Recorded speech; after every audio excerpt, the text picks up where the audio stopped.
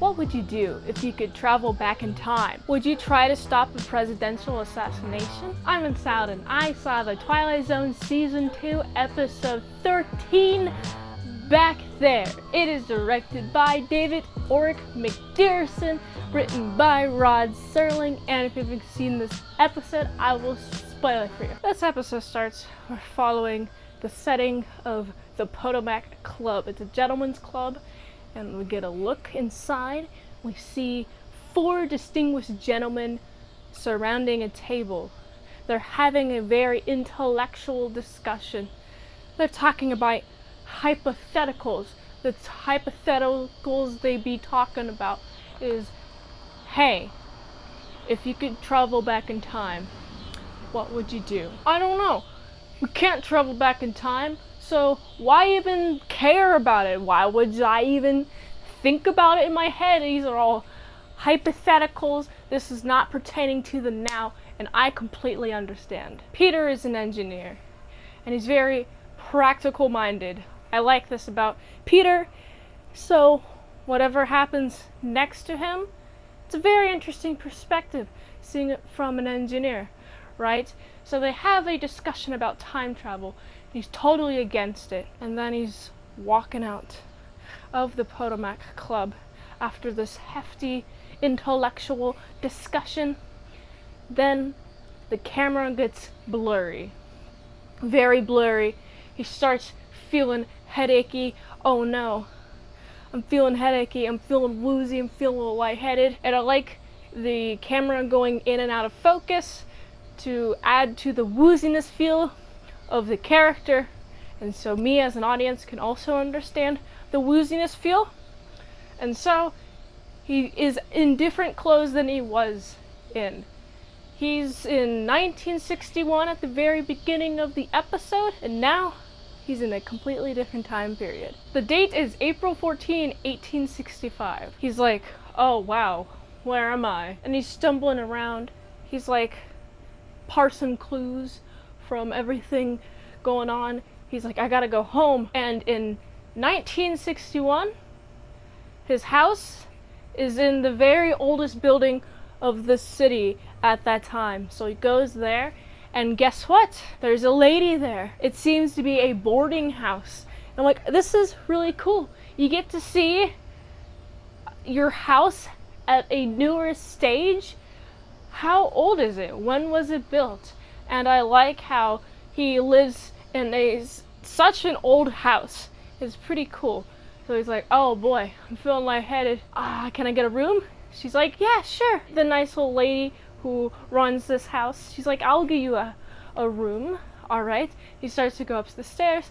He's like, what did you say to that police officer? Because a police officer came by in passing, said some news, and she's like, oh boy, there's a nice little couple that's going to Ford's Theater. And he's like, oh wait, today's the date that Abraham Lincoln is going to get assassinated in the back of the head at Ford's Theater. And this lovely couple right here, and also this police officer's here too, they're having a lovely time in lovely fancy wear, and I like their fancy wear.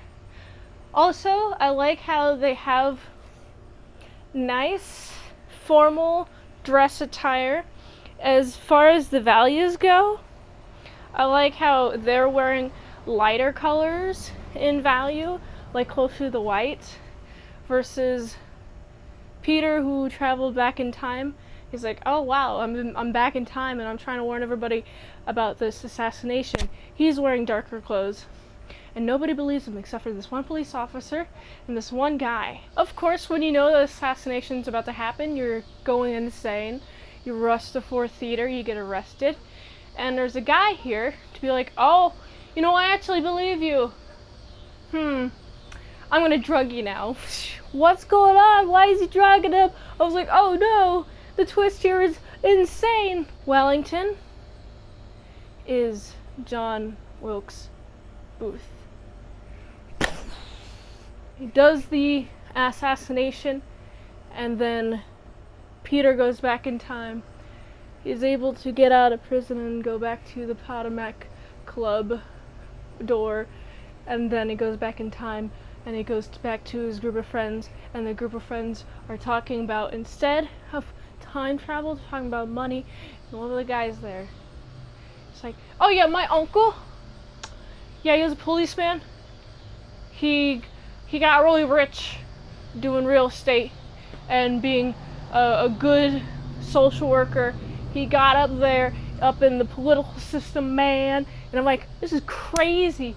So this man who did not believe that he could affect the past when going back in time via time travel, that was the original debate, the first debate, first scene, okay?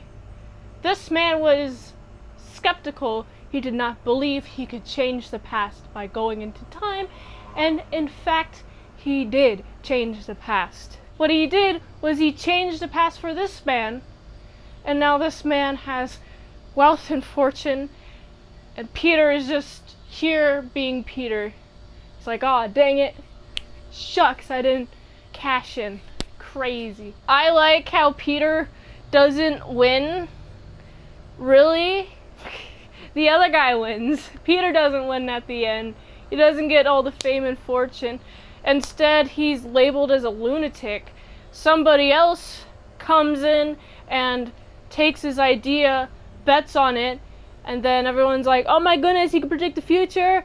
And then he starts rallying people. He uses this man's knowledge to his own advantage. However, Peter, with the original holder of knowledge, the person who gave the knowledge first, he was denied sanity. If you haven't checked out this episode, you definitely should. I'm gonna give this a solid 7.7 out of 10.